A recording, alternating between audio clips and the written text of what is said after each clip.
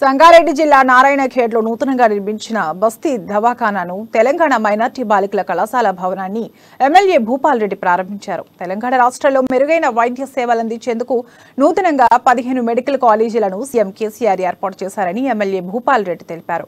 ఇందులో భాగంగా జిల్లా కేంద్రంలో సంగారెడ్డిలో సైతం మెడికల్ కాలేజీ ఏర్పాటైందన్నారు.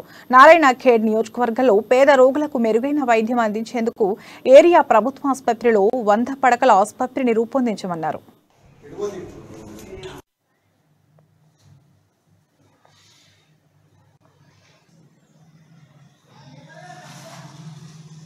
అన్నిటి కూడా కళ్యాణ్ ఉన్న హాస్పిటల్ ని 30 పడకల హాస్పిటల్ ఏర్పాటు చేసి అక్కడ అందరికి కూడా మంచిగా వైద్యం అందించే కొరకు ఏర్పాటు చేసినాం. కరస్గుత్తిలో ఒక 30 పడకల దవాఖానా చేసినాం. అవి రెండుకి 6,56,000 సార్ 6,56,00,000 ఒక్కో దానికి 6,56,00,000 మంజూరు చేసి అవి కూడా మనం ఏర్పాటు చేసుకోవడం జరిగింది. కరస్గుత్తి కూడా ఇంకా అయిపోతుంది, కంప్లీట్ అయిపోతుంది. మన మంత్రి గారు రాగానే ఇనాగ్రేషన్ చేసుకుంటాం. ఇంకొక 15 రోజులు 20 రోజుల లోపల ఇనాగ్రేషన్ చేసుకుంటాం. కళ్యాణ్ ఆల్రెడీ ఇనాగ్రేషన్ చేసుకున్నాం. ఇవి కాక ఇంకా పాత కోట 2 దవాఖానాలు ఉండే, ఒకటి కళ్యాణ్, ఒకటి నిజాంపేటలో, ఒకటి సిర్గాపూర్ లో. నిజాంపేట దవాఖానకు 1,56,00,000 మంజూరు చేయడం జరిగింది పిఎస్సీ కొరకు అని. అట్లనే సిర్గాపూర్ కూడా 1,56,00,000 పిఎస్సీ మంజూరు చేసుకుని పిఎస్సీ కొరకు మంజూరు చేసుకున్నాం. ఆల్రెడీ కాంట్రాక్టర్ డేట్ అవుట్ అయినాయి. వాళ్ళు కూడా ప్రారంభించి ఒక 6 నెలలు